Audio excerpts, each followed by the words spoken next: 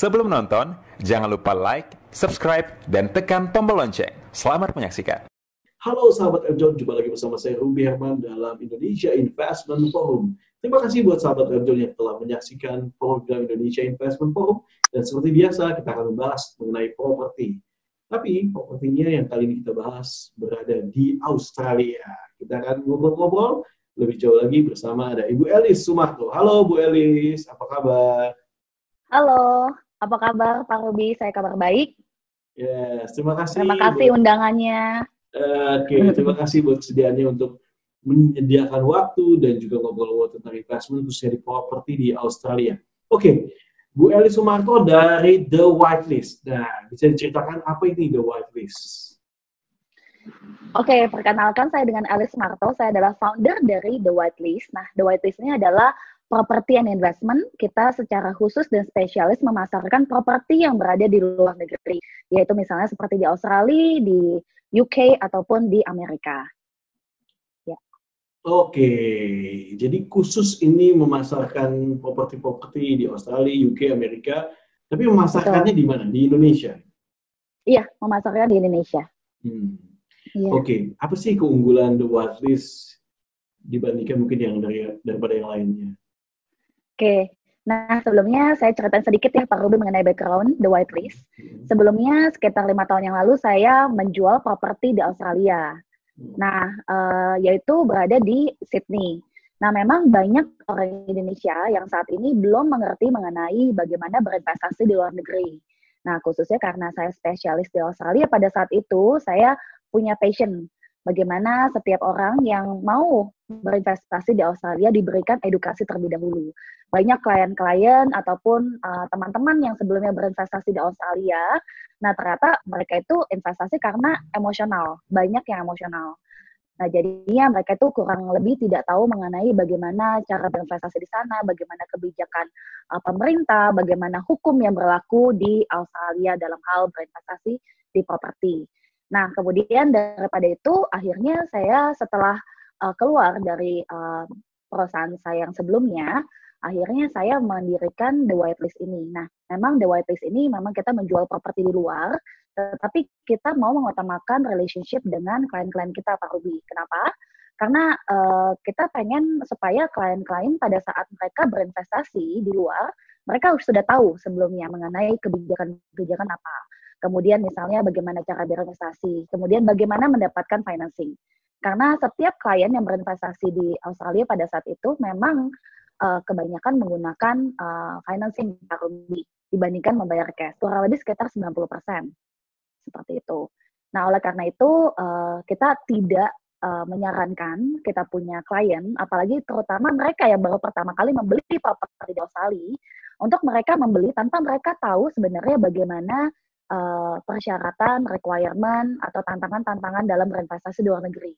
Jadi memang kita tidak mau klien kita cepat-cepat mengambil keputusan. Jadi kita memberikan edukasi terlebih dahulu.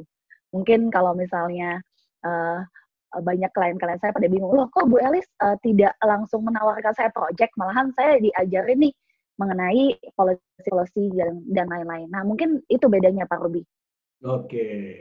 Nah, kalau bicara soal investment di luar negeri, kenapa yang ditonjolkan adalah Australia? Mengapa harus Australia? Australia menarik buat investor asing, Pak Ruby. Kenapa? Karena saat ini Australia itu selama 27 tahun tidak pernah mengalami resesi. Nah, kemudian juga Australia itu menduduki ranking nomor 2 untuk quality of life-nya di dunia, menurut UN Report. Nah, kemudian juga capital growth value-nya untuk apartemen di sana itu sekitar 7,7%. Jadi ini adalah peluang yang sangat luar biasa bagi investor asing. Makanya kenapa kalau misalnya orang bilang Australia itu seperti wanita cantik katanya, karena yang menarik investasinya. Nah, kemudian juga Australia itu juga sebagai negara yang mempunyai sistem edukasi yang baik. Jadi memang university yang ada di Australia itu menduduki ranking 10 besar untuk sistem pendidikannya di Asia Pasifik. Seperti itu. Nah, kemudian juga Australia itu menjadi salah satu kota di 10 kota terbesar di dunia untuk menjadi livable cities. Nah, yaitu di Melbourne gitu. Jadi tempat yang nyaman untuk ditinggali. Memang menarik Pak Ruby. Nah, kalau bicara soal term and condition ini, bagaimana sih syarat-syarat untuk investasi di Australia? Term and condition sebenarnya kalau misal berinvestasi di properti di Australia itu sangat mudah karena investor itu hanya membayar 10% saja, Pak. Nah, kemudian mereka tidak membayar lagi sampai bangunan jadi. Nah, kurang lebih berbeda dengan sistem bagaimana membeli properti di Indonesia ataupun mungkin di sebagian negara lain. Karena biasanya seharusnya progresif, tapi di sini tidak. Kemudian 10%-nya itu dia akan masuk ke developer, Pak Ruby. Tetapi masuk ke kontrasti, nah di mana uang daripada investor itu akan aman. Karena sewaktu-waktu kalau sampai developer tidak membangun, uangnya tidak akan hilang, Pak. Tetapi akan dikembalikan kepada investor. Ya. Oke. Nah, menurut Bu Elis, target marketnya sendiri siapa nih yang menjadi pembeli properti-properti di Australia, khususnya di Indonesia ya? Oke. Target pembelinya, nah ini menarik Pak Ruby. Menarik kenapa? Karena ternyata usia dari 27 tahun sampai 37 tahun, itulah yang mereka adalah orang-orang yang membeli properti di Australia. Masih Jadi muda ini kaum milenial, ya milenial. Seperti itu. Jadi hebat nih, milenial udah punya propertinya di luar negeri. Milenial punya properti di luar ya, mantap ya Pak ya. Saya juga sempat kaget Pak pertama kali Pak.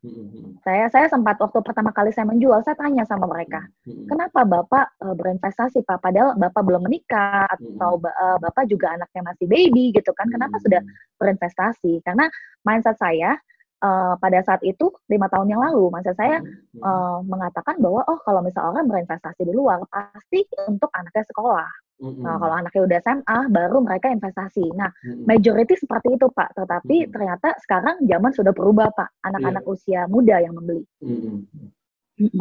Oke. Dan artinya mereka memang punya kapital gitu ya. Tadi DP-nya 10% ya. Dan kalau untuk urusan perbankannya, apa syarat-syarat detailnya sih? Nah, persyaratannya, nah ini yang cukup luar biasa ya Pak ya. Pada tahun kurang lebih sekitar 2017 Pak, bank lokal itu menutup pinjaman kepada orang asing Pak. Tetapi yang luar biasanya, investor asing itu tetap masih membeli Pak. Kenapa? Itu. Nah itu jadi Pak. Belinya apa cash gitu? Ya? Belinya mereka tetap mencari alternatif lain. Kalau misalnya bank asing bank lokal tidak memberikan pinjaman, mereka mencari option lain, Pak. Misalnya ada private lender, kemudian ada bank di Singapura yang memberi pinjaman untuk properti di Australia. Nah itu kan sebenarnya tidak mudah, Pak. Tetapi tetap aja ada solusi-solusi yang bisa dilakukan. Iya. Ada peluang di situ ya. Okay. Ada peluang, betul sekali. Nah, kalau bicara soal DP-nya dengan peluang tersebut, apakah DP-nya tetap 10% atau opsi yang lain? Nah, DP itu tetap 10% Pak Ruby. Tetapi untuk ada beberapa cases, ada developer yang memberikan DP hanya 5% saja. Nah, kemudian di tahun kedua bayar 5% lagi. Lebih seperti itu. Nah, mungkin banyak orang-orang memikirkan bahwa, properti di Australia itu mahal sekali ya Pak, gitu. Padahal sebenarnya as low as 400,000 Aussie dollar itu udah dapat kurang lebih sekitar 4M Pak. 4M ya. 4M itu sudah bisa membeli properti di luar. Iya betul. Negeri, yes. Betul. Dan capitalnya hanya butuh sekitar 50% Pak. Sisanya bisa pakai financing. Jadi Bapak hanya butuh sekitar 2M jadi ya. DP-nya. Iya, DP-nya hanya 400 juta saja, Pak. Oke, 10% DP-nya, Di. DP-nya 10% dan sisanya baru bisa financing. Jadi kalau misalnya 4M, jadi 3,6M-nya untuk financing, 10% hanya DP ya? Iya, jadi 10% DP. Nah, biasanya bank itu masih memberikan pinjaman 50-60%, Pak. Oh, wow. Ya, kalau dapat opsi itu ya. Oke, jadi kurang lebih mereka itu hanya menambah sisa DP-nya kurang lebih sekitar 40%. Dan proyeksi capital gain-nya? Capital gain-nya itu, nah sekarang kira-kira 10 tahun kemarin ya Pak, berdasarkan tren itu kurang lebih sekitar 6-7%. Pernah mencapai 10%. Nah, cuman kondisi saat ini memang kalau misalnya kita tarik garis lurus Pak, sebenarnya ke depannya itu akan tetap baik gitu. Karena memang sudah berapa kali mengalami krisis ya, global krisis, tapi properti di Australia tetap stabil Pak. Tetap stabil ya. Oke, Bu Elis, kita mau break dulu. Ya, buat sahabat Eljon, ini menarik sekali bagaimana peluang-peluang investasi khususnya di Australia. Dan sahabat Eljon, jangan kemana-mana, karena kita akan kembali di segmen berikutnya, kita akan bahas. Ini di Australia di mananya sih yang paling tepat? Nah, nanti kita akan ngobrol bersama Bu Elis Sumarto. Oke, kita akan kembali setelah pesan-pesan berikut ini.